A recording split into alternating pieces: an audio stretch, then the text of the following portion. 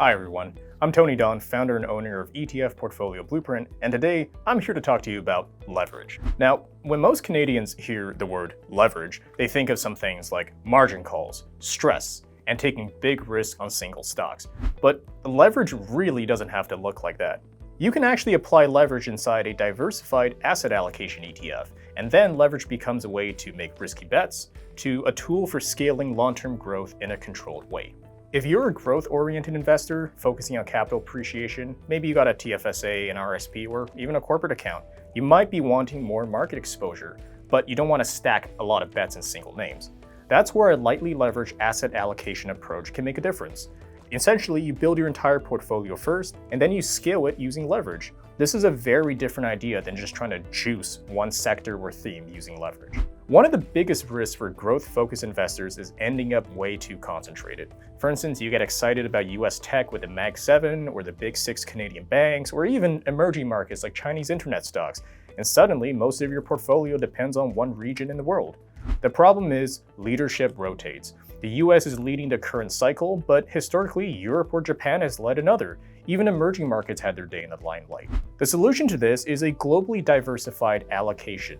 We're spreading our risk across different regions so your returns are not anchored to whichever geographic market happened to be hot in the last decade. Now, the same sort of rotation happens across sectors as well, not just across countries. Remember, the stock market is divided into 11 different sectors, all with their individual businesses and themes.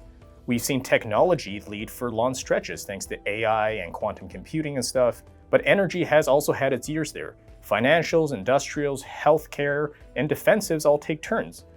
But the problem is picking a single sector to be your winner actually increases the chance of being wrong at the wrong time. In contrast, a broad allocation across all 11 sectors avoids relying on any single economic story. Remember, you're not trying to time the shift here. You're staying diversified through the rotation over the long term. Putting these two together, geographic diversification and sector diversification, is where we get to our asset allocation story. The Global X Asset Allocations ETFs uses a fund-of-funds approach covering multiple major building blocks. We have US large caps, we have international developed markets like Europe and Japan and Australia, Canada through the TSX 60, emerging markets like China and India, and even a little bit of US small caps and the tech-heavy NASDAQ 100. So before any leverage is introduced, this ETF already gives you a complete global equity allocation across regions, sectors, and size segments from small, medium to large caps. And that's precisely the foundation. Everything always starts with broad diversification. So once we have this diversified base of stocks from all around the world and all different sectors, the question for long-term investors is this: how do we scale it for you who want greater market exposure instead of taking on concentration risk in a single country or a sector? In lieu of this ETF applies 1.25 times or 125% leverage to the entire diversified portfolio. That means every region, sector, and size scales together. Here's where the difference becomes clear. If you have a sector-specific leverage fund, like a leverage energy fund, that's tied to one story. If that sector cycle turns, and it will, your entire position will feel the pain and reversal.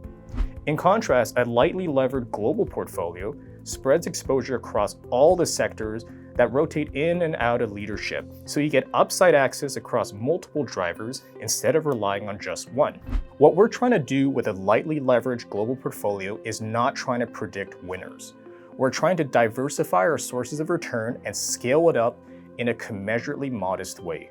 For long-term investors, that can reduce the risk of being too heavily exposed to the wrong sector or wrong country at the wrong time. After all, the last thing we want to do is make these specific risks more sensitive by borrowing to invest. So here's how this works in practice.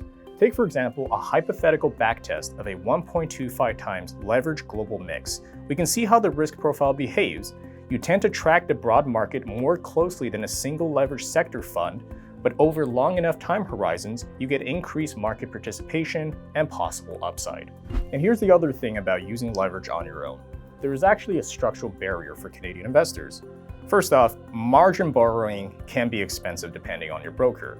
But if you're in a registered account, you actually can't use margin at all. So trying to build your own leverage multi-ETF allocation means juggling different margin rates, paying margin interest, rebalancing, and handling the volatility of individual ETFs. That can get kind of complicated. But embedding leverage within a diversified asset allocation ETF removes that problem. The borrowing happens at the fund level, at institutional rates, monitored by professionals, and the allocations are automatically rebalanced to stay aligned with their target weight. But crucially, the ETF remains eligible for registered accounts like an RSP or TFSA. And if you want income, well, we can actually add a covered call sleeve on that to offset some downside risk and produce monthly income without sacrificing diversification. So we all know that covered call strategies come with some trade-offs. On one hand, you get some attractive cash flow, but selling the covered call will cap some of your upside in a strong bull market. So one way to balance that effect is to pair that same covered call overlay with light leverage while maintaining a diversified allocation. So this philosophy is how EQCL is constructed. We start with the same diversified global equity exposure as Global X's standard asset allocation ETF, and then add a covered call overlay on the entire portfolio to generate income. But concurrently, there's also light leverage applied 1.25 times as HEQL, which helps to offset some of the muted upside that the covered calls introduce.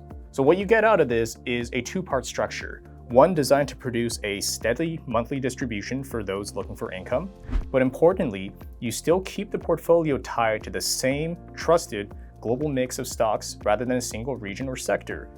And the higher leverage gives higher risk tolerance income investors a way to meaningfully increase their distributions and overcome some of the capped upside in a balanced and disciplined manner. At the end of the day, the real differentiator for these ETFs isn't leverage on its own. Anyone can lever up. It's where and how the leverage is applied.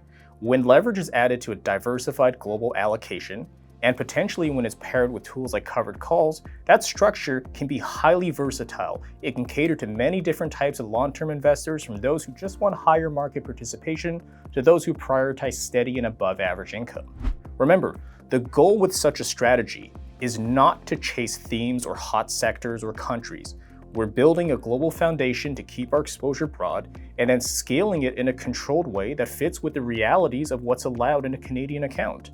So for investors with long-term growth goals, these types of allocations can offer another way to stay disciplined, diversified, and fully invested.